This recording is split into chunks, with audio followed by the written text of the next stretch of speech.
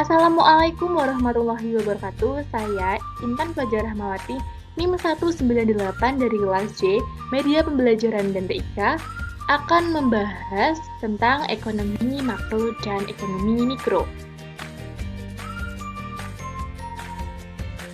Sebelum kita menginjak ke ekonomi makro dan mikro, kita harus mengetahui terlebih dahulu apa itu konsep ekonomi. Nah, ekonomi berasal dari bahasa Yunani yaitu oikos yang berarti rumah tangga dan nomos yang berarti peraturan. Nah, jadi dapat disimpulkan itu ekonomi secara etimologi yang artinya peraturan yang mengatur rumah tangga.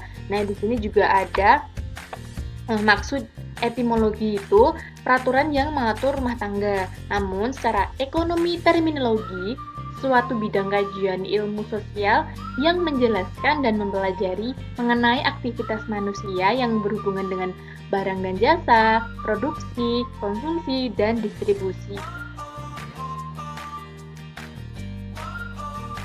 Nah, jadi setelah mengetahui konsep ilmu ekonomi sendiri, langsung saja kita akan membahas perbedaan ekonomi makro dan ekonomi mikro.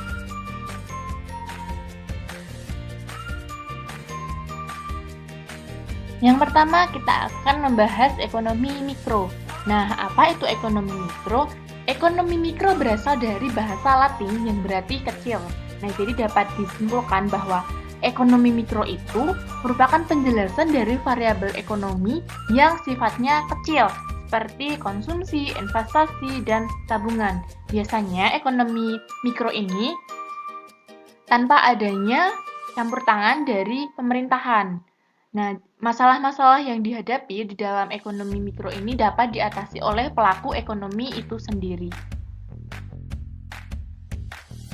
Yang pertama, kita akan membahas aspek-aspek di dalam ekonomi mikro. Nah, di sini ada dua aspek, yaitu interaksi di pasar barang dan tingkah laku penjual atau produsen dan pembeli atau konsumen. Yang pertama yaitu aspek interaksi di pasar barang. Nah, misalnya pasar barang antik seperti gambar contoh. Nah, karena pasar merupakan pertemuan antara permintaan dan penawaran suatu barang. Nah, melalui interaksi antara penjual dan pembeli, pasar akan menentukan harga keseimbangan. Nah, suatu perekonomian tidak mungkin hanya terjadi atas satu pasar barang tertentu saja, yang seperti dicontohkan pasar barang antik ini, tetapi ada beberapa pasar-pasar barang yang lainnya. Kemudian, tingkah laku penjual atau produsen dan pembeli atau konsumen.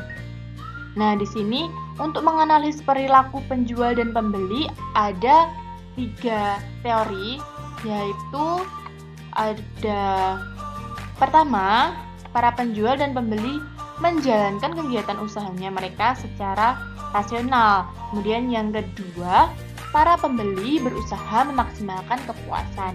Dan yang ketiga, para penjual berusaha memaksimumkan keuntungan yang akan diperoleh. Nah, jadi ada di antara aspek-aspek dalam ekonomi mikro ini, yaitu dapat diatasi oleh pelaku ekonomi itu sendiri tanpa adanya campur tangan oleh pemerintah.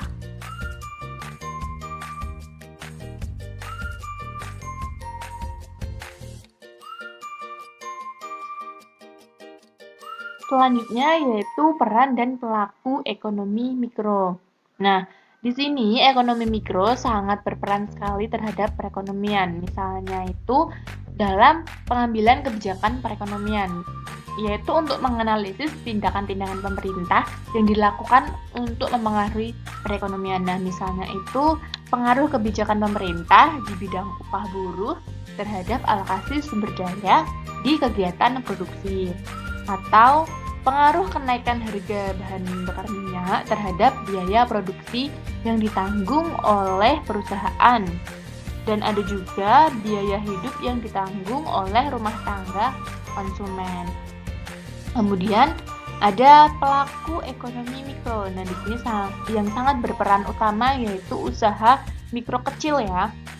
Usaha mikro merupakan kelompok pelaku ekonomi terbesar dalam perekonomian terkhususnya di Indonesia. Nah, usaha mikro umumnya itu bergerak di sektor pertanian, perdagangan, dan industri rumah tangga. Usaha mikro atau usaha kecil ini sangat memiliki keunggulan dalam hal memanfaatkan sumber daya alam yang berada di daerah-daerah setempat yang bersifat padat karya. Nah, sehingga adanya usaha kecil ini bisa membantu mengurangi pengangguran. Selain itu, usaha kecil ini dapat menjadi media untuk memeratakan pembangunan di daerah-daerah setempat. Yang kedua yaitu ekonomi makro. Makro berarti besar, dari arti kata makros. Nah, jadi teori ini menganalisis kegiatan perekonomian secara keseluruhan. Nah, analisisnya itu bersifat global dan tidak memperhatikan kegiatan ekonomi yang dilakukan oleh unit-unit kecil dalam perekonomian. Nah, kalau ekonomi makro ini harus adanya campur tangan dari pemerintah.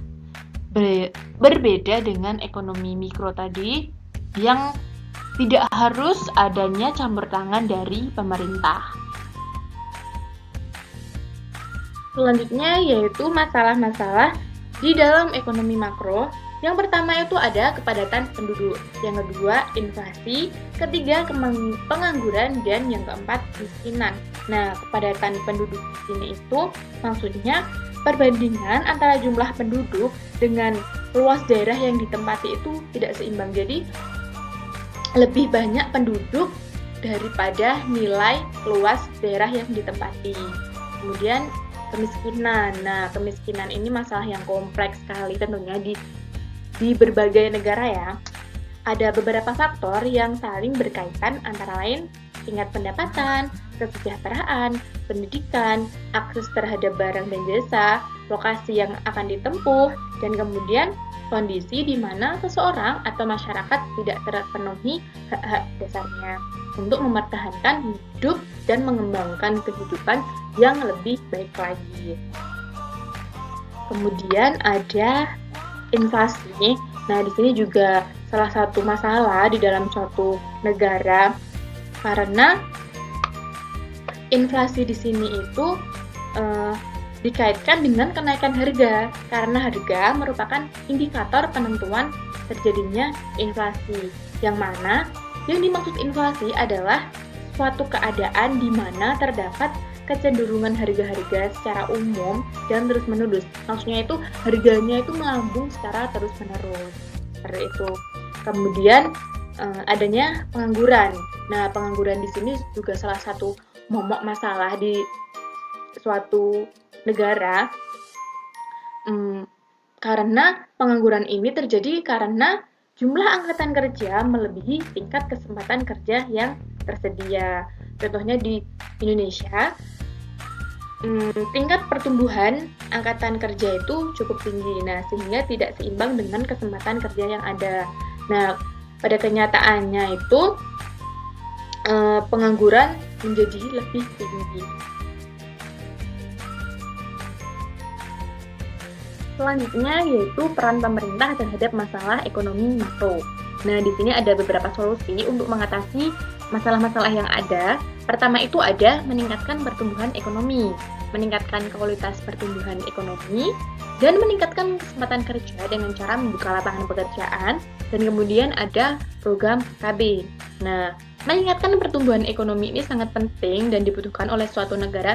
Sebab apa? Tanpa pertumbuhan tidak akan terjadi peningkatan kesejahteraan masyarakat, kesempatan kerja, produktivitas, dan distribusi pendapatan. Nah, jadi pertumbuhan ekonomi ini penting bagi suatu negara karena untuk mempersiapkan perekonomian menjalani tahapan kemajuan yang selanjutnya. Kemudian meningkatkan kualitas pertumbuhan ekonomi. Di sini juga dengan adanya membuka lapangan pekerjaan dengan seperti membuka latihan-latihan pekerjaan, dan kemudian adanya program KB. Program KB di sini itu untuk menanggulangi adanya pertumbuhan penduduk yang terus-menerus semakin besar.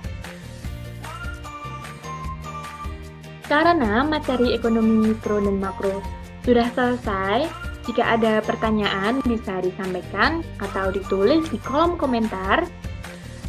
Cukup sekian dari saya, mohon maaf bila ada kesalahan saat penyampaian. Wassalamualaikum warahmatullahi wabarakatuh.